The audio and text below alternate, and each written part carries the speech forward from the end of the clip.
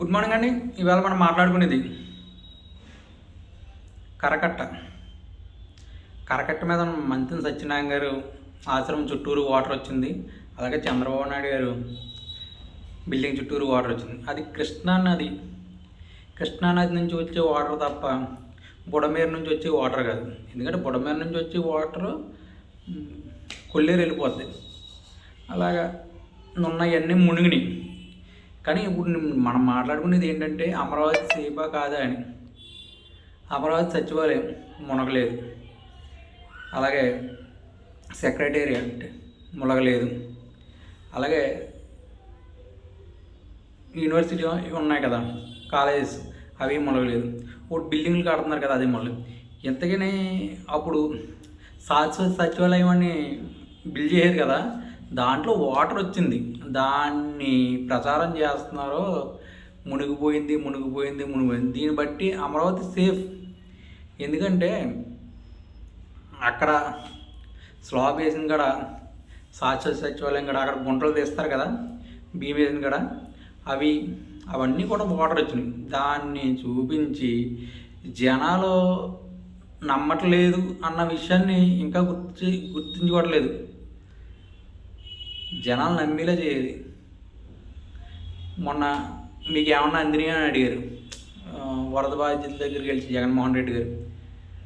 అందినాయి అంటే పీకల లోతుకు వచ్చి ఏమొచ్చి ఇప్పుడు భోజనాలు పెడుతున్నారో ఇంకేం చూస్తారో అన్నారు. ఈవెన్ పవన్ కళ్యాణ్ గారు కూడా వస్తే అక్కడ జనం బాగా ఎక్కువ అవుతారని అధికారులు రావద్దు అన్నారండి. దాని గురించి రోజా గారు, లోకేష్ ఏమైపోయారు, పవన్ కళ్యాణ్ గారు ఏమైపోయారు. పవన్ కళ్యాణ్ గారు గ్యారంటీ వచ్చేవాళ్ళే, కానీ ఎందుకు రాలేదు అంటే అక్కడ జనం ఫ్లోటింగ్ ఎక్కువ అయిపోద్ది అని. ఇంకోటి అమరావతి సేఫ్. ఎందుకంటే అమరావతి సేఫ్. అది ఎక్కడున్నా సరే వర్షాలు వస్తే 100% వాటర్ గ్యారంటీగా నిల ఉంటుంది. జస్ట్ ఇంట్లోంచి కిటికీల్లోంచి వస్తుంది.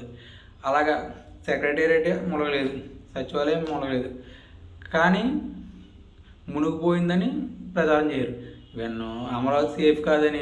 అలాగే వైజాగ్ కూడా ఉదితో పనులు ఎంత దెబ్బ పడింది అంటే ఎక్కడున్న ప్రకృతి వైపరీత్యాలు 100% మనిషిని అల్లాడిస్తాయి.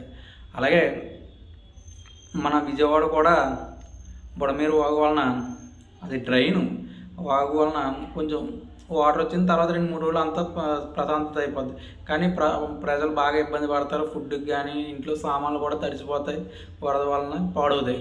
ఇవన్నీ కూడా ప్రజలందరూ బాధపడతారు. అలాగే దీన్ని వచ్చిన ఈవెన్ అన్నమయ్య డ్యాము ఒకప్పుడు కర్నూలులో వరదలు రాలేదా, కర్నూలు అలా వాటరే ఉండదు, అలాంటిది వరదలు రాదా 2009లో. అలా ఎక్కడన్నా జరుగుతుంటాయి.